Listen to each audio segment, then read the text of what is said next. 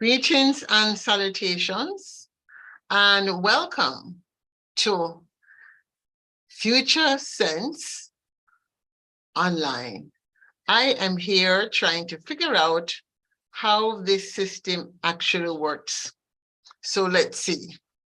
Am I being read? Am I being heard? That's the first question. I'm like, are you hearing me? Are you seeing me? Where are you seeing me? Anyhow, while I get a sense of where people are being seen, I'm being seen here on my main page and not on the page that they sent me to, but at least I'm being seen somewhere. So that's interesting enough to know.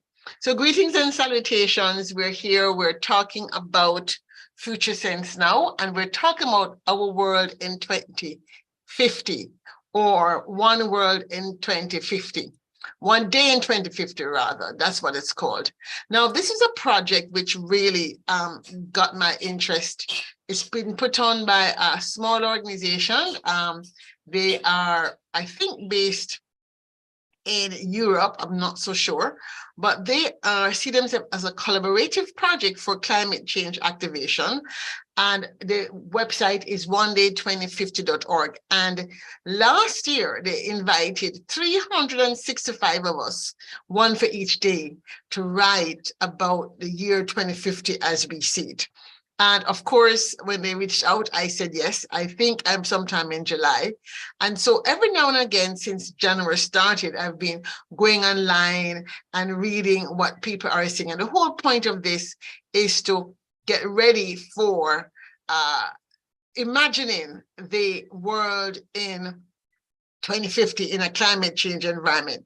Now, reason why I got excited by this project is because my book, Smart Futures, talks about Anansi and his effort to save humans from being destroyed by the gods, goes out and collects stories from the future from across all time, from time 2030 to the year 3000. Those are the stories that are in my book. Of people who are doing good and great things to keep humanity churning forward.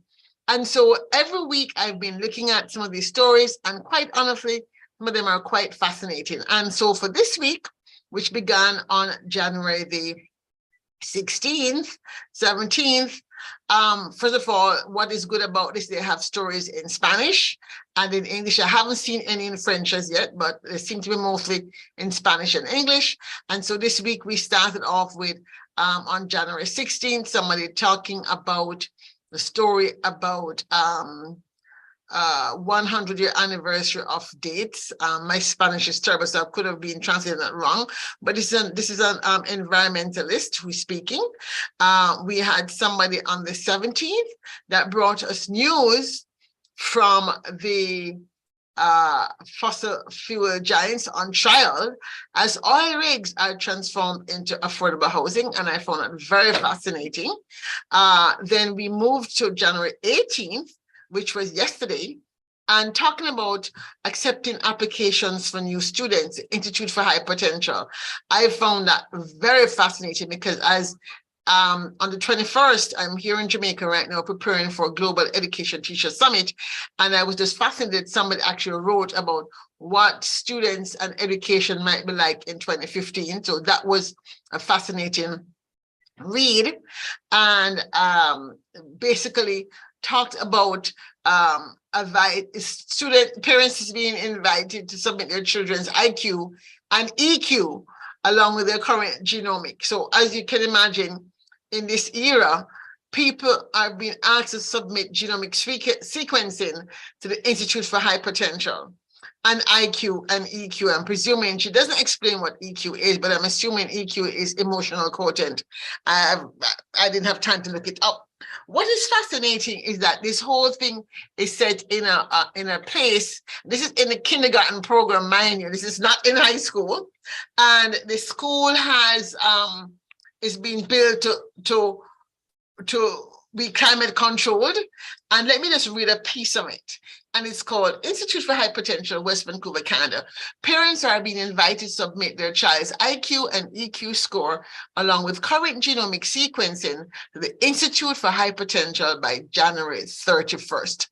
Up to 20 children will be admitted to our kindergarten program for exclusive boarding school facilities housed in a climate-controlled dome in Cypress Park. The school is fortified with a fire-resistant steel wall on the north side and mud roads to ensure safety during the peaks of the dry and wet season. Our school has been built on an elevated foundation to reduce impacts of flooding. And so it goes on to talk about the pandemics and the vaccines and the fact that the children are being taught by personal learning bots. Now, as I prepare to present at the Global Education Teacher Summit being done in Jamaica on the 21st, being put on by Jamaica's very proud daughter, Keisha Thorpe, who's the winner of the Global Teachers Prize. I am just fascinated I came across this to be able to share this with the people who will be attending my panel on Leading for Education Futures, to talk about what the future looks like when children are being taught by personal learning bots. And this learning bot in 2050 will ensure that their children receive information, knowledge, so that they can make a vital contribution to the remaining society. And the society is called Remaining Society. The bots are built to resemble human teachers, and these bots are such that the children should develop lifelong friendships that continue to this day. Now, and there's also assuming that this institute is preparing high achievers to go on and accept workplace in renewable energy, lunar aviation, and data platform management. I just want you to sit with that for a while as you think about a future in which we are talking about preparing for bots being the architect and engineer of children's lives in the future. And funny enough, on January 19th, and let me tell you, people were not prepped as to what they should talk about. But on January 19th, that person also talked about education. And I thought it important that I really prepare it. As I said, I'm preparing for the Global Education Teacher Summit and the panel I will do on leading for smart futures education. And this author, Julian Lowe Curlow, he writes in English as well. And he's talking about how the global education reforms that are happening now change the world for the better. Again, he's writing in 2050 and is writing from Copenhagen, Denmark. And he's a younger activist. Looks like he could be in his 20s by his picture. And basically, he's talking about teaching people today to think about changing their harmful values to prepare them to create sustainable, peaceful, and equitable futures in harmony with nature. And I'm very excited about that as a sustainability engineer who's been pushing for the conversation on sustainable literacy. And as a matter of fact, on International Teachers Day, which is January 24th, I will be talking about with my panelists about creating sustainability literacy. And this is the very thing that he's talking about, a decade, the 2020s, a decade of transformative education. Now, this indeed is news from the future we can use. Can we indeed, in the next 7 years, leading up to 2030, have a decade of transformative education? What must happen for us to make that happen? He is saying that because of what happened in 2020s, we were able to circumvent the worst aspects of our incredible, terrible genius. And education systems were rethought, reconstructed, reimagined to go beyond providing people with skill sets and more emphasis on developing the necessary values to drive the transformations that would lead us to a just and sustainable future.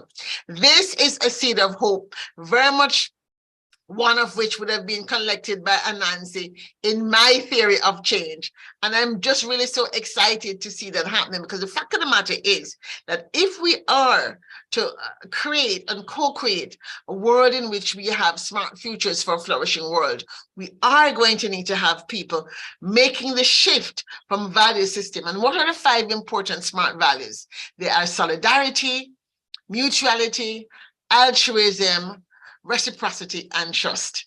And so with that, I invite you to look at oneworld2050.org.